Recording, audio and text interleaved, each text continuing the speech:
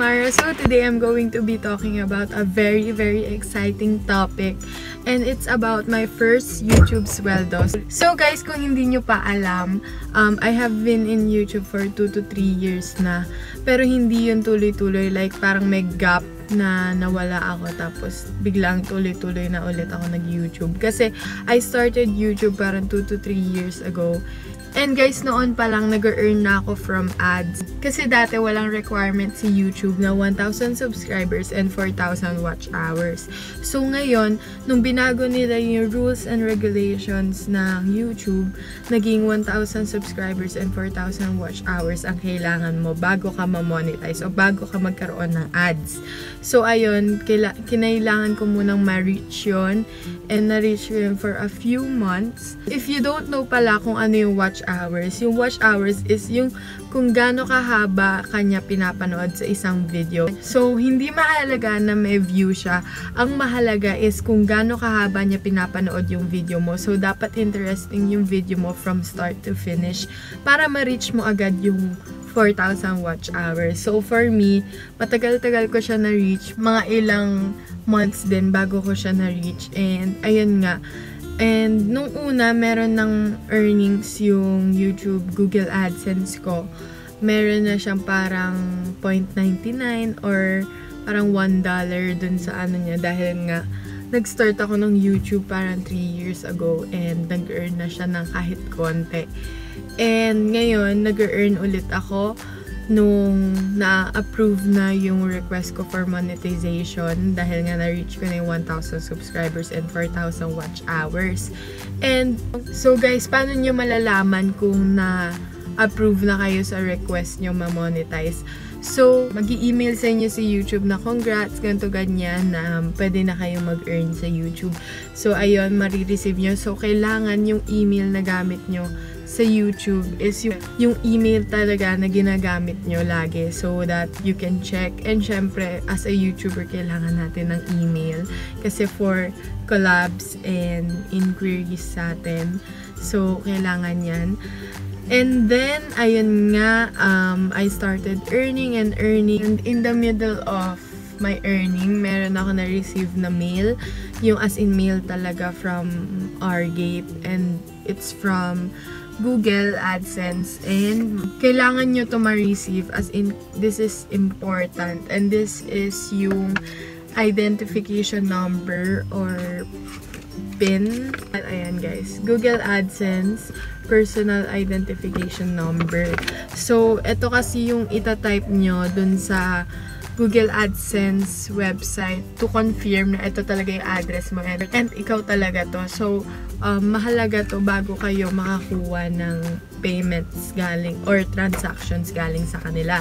So guys, sa akin, after ko ma-approve noong September, nakuha ko na agad siya ng October, ganyan. Yung iba, mabilis nakukuha yung ganun nila. Yung iba, it takes up to 2 months din para ma-receive nila yun, which is okay naman. Basta, earn ka lang ng earn, okay lang yan. Makukuha mo rin naman yan at the end of the day. And, ayun nga, may PIN and you have to type it dun sa Google AdSense website. Meron namang instruction sa loob nito. So, I do not have to explain it further. And then, ayun nga, I kept on earning and earning again. And, sa YouTube, ang requirement para makuha mo siya is $100. So, sa ilang months kung pag-YouTube, hindi pa ako nakaka-reach ng 100 until this year. So, this is my first YouTube sweldo. I got 133.07 pesos, and yung $100 is ginawa ko lang dollars para hindi ko siya magastos. Yung remaining $33.07 which converted to 1,693.94 ay ginawa kong pesos. So, ito yun guys. So, ayan na yung YouTube sweldo ko. So, ito yung 1,600 ginawa kong peso, and ito yung $100. And Guys, if gusto nyong ipa-convert ng ganito yung pera nyo para hindi nyo magastos, mas maganda. Kaso lang, kailangan nyong ingatan yung dollars nyo kasi mahirap magpapalit ng dollars pag lukot-lukot or kaya may punit. So, kailangan ingatan nyo to. So, ayan yung YouTube sweldo ko. And, going back to dun sa process ko, yan yung year lang ako nakapag $100 and nakita ko yun sa YouTube Analytics. Like, before mag-end yung 2018, nakita ko na ng $100 ako and I was expecting na makukuha ko na yung $100 ko before mag-Christmas, which is good kasi mabibigyan ko yung sarili ko ng Christmas gift and also mabibigyan ko pa ng gift yung mga mahal ko sa buhay. So, I was motivated and parang excited na makukuha ko siya kasi nakita ko nga sa YouTube Analytics.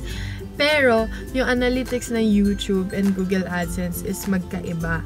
So, yung Google AdSense, may cut-off sila from 10 to 14 na yung earnings mo between 10 to 14, yun lang yung makukuha mo for the month. So, kung hindi mo pa na-reach yung $100 between 10 to 14, next month mo na siya makukuha. Kung guys, nagtataka kayo kung bakit hindi gumagalaw yung parang analytics ng pera na nakukuha nyo or yung parang basta yung kung saan mo makikita yung earnings mo, kung nagtataka ka kung bakit hindi siya gumagalaw, it means between 10 to 14 of the month, dun pa lang siya magagalaw and dun magka-cut off yung pera. Kasi hindi naman pwedeng pagdating ng 21, ay ganun dollars na yung ba't hindi ko yun nakuha. Syempre may cut off tayo. And pag hindi mo na-receive or hindi mo nakuha yung $100 or hindi mo na-reach yung $100 between 10 to 14, next month mo na siya makukuha. So, ayun, kung naka-reach ka ng $100 between 10 to 14 of the month, hihintayin mo yung transaction code sa parang transactions page ng Google AdSense between 21 to 26. At dun mo makikita yung parang kailangan mong information para maklaim mo yung pera mo. And guys, nakalimutan ko sabihin na kailangan ang pangalan na nakalagay sa Google AdSense mo is yung pangalan na nasa ID mo. So, kunyari, ang pangalan ko Mara Adriano dito sa YouTube. Syempre, sa Google AdSense nakalagay Mara Adriano. So, I changed it up and I put my whole name there, yung Alia Mara S. Adriano, because yun yung nakalagay sa ID ko. And, ayun, yun yung kailangan mo talaga. Kasi, may ibang Western Union na hindi binibigay yung pera sa'yo dahil hindi parehas yung pangalan sa Google AdSense and sa ID mo. May iba kasing mga channels na ang pangalan nila hindi yung pangalan nila. So, kailangan yung ma-change yun. Or, kaya i-change nyo to the name of kung sino yung nagpipick up. Kunyari, kung yung mother niya yung nagpipick up sa Western Union, you have to put her name dun sa Google AdSense. And then, meron dun parang payments option. The best option and ang ginagamit usually ng mga YouTubers na Filipino is yung Western Union. Ilalagay nyo lang naman yung Western Union doon na option and may parang name and other information lang na kailangan kang ilagay doon. And then, okay na siya. And automatic na yun, pag naka $100 ka, hihintayin mo yung code 21 to 26 of the month. And doon mo makikita yung code na ipapakita mo sa Western Union. So guys, wala na akong maisip na info. If you have questions regarding YouTube sweldo and how to get paid on YouTube, just comment down below and I'll answer them.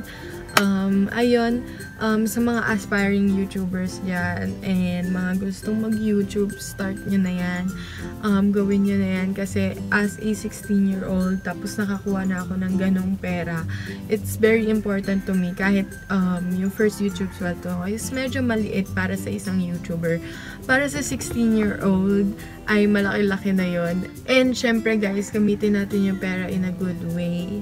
So, maganda ngayong yung kalahati, you save it for yourself sa future. Kaya, gawin mong dollars yung kalahati. Suggestion lang naman to, like advice guys. Kasi, for me, pag ako, pag nakapeso lahat yun, for sure mauubos ko agad yun kasi sobrang gastos ko. So, ayun, kailangan natin magtipid-tipid. And just guys, stay motivated. Kailangan lang talaga mag-video and magtiyaga every week para magkaroon tayo ng $100.